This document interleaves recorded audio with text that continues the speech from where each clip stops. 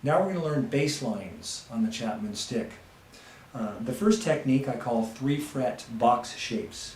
In other words, you're playing in these 3 frets. And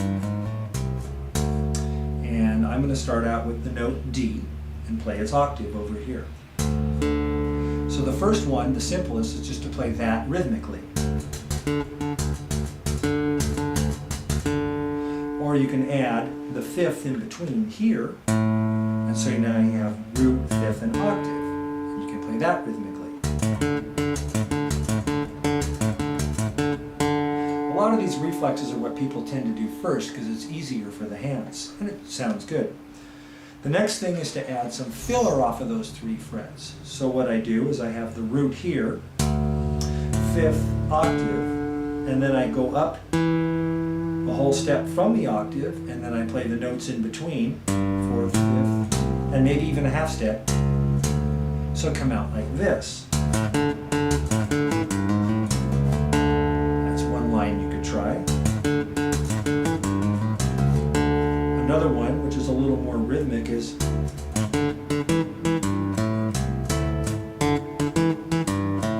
with no half step in the middle. Something I'd like to do, though, is to actually connect these shapes to get a little more of a melodic line. So I might play this shape, and then this shape, like a little A minor shape, and then back to this shape again. So I just work on moving my hand back and forth, but moving the fingers rhythmically, like this.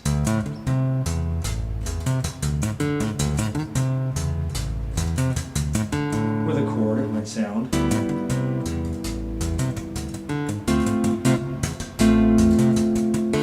Like that.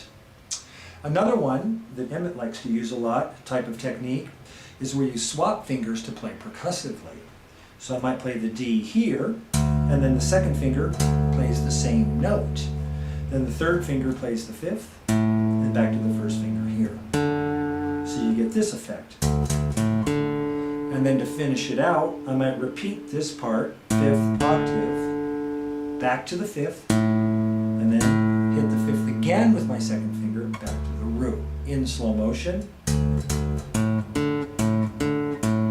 little faster. And with a chord, a little faster.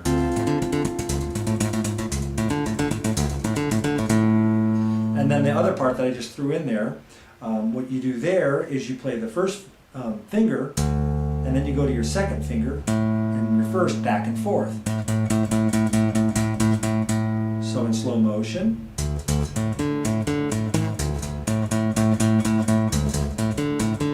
And you don't have to play the first note twice. Of course, you can go right to the 5th. Or repeat the first note a few times. Eventually what happens is it becomes like a motor movement, where your hand is just sort of going back and forth, throwing the third finger in, and then moving across the strings to create different patterns.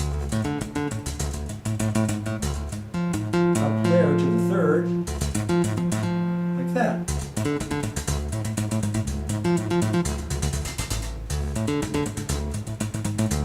Move down to another chord, and back up to the top.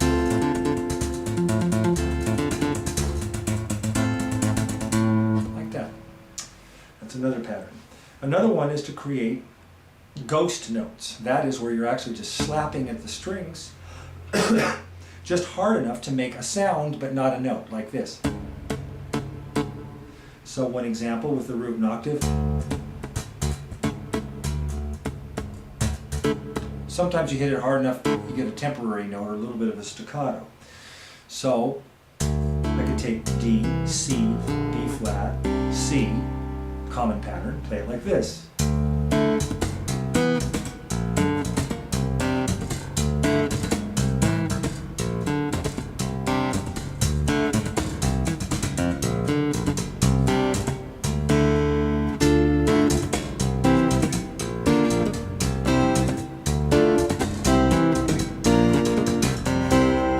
Those are different ways that you can move those little shapes around to create bass lines.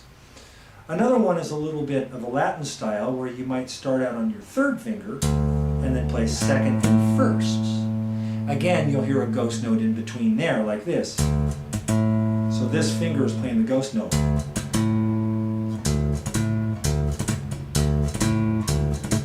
Sometimes I might hold it down harder to make an actual note, or ghost. And then you can add the chord there.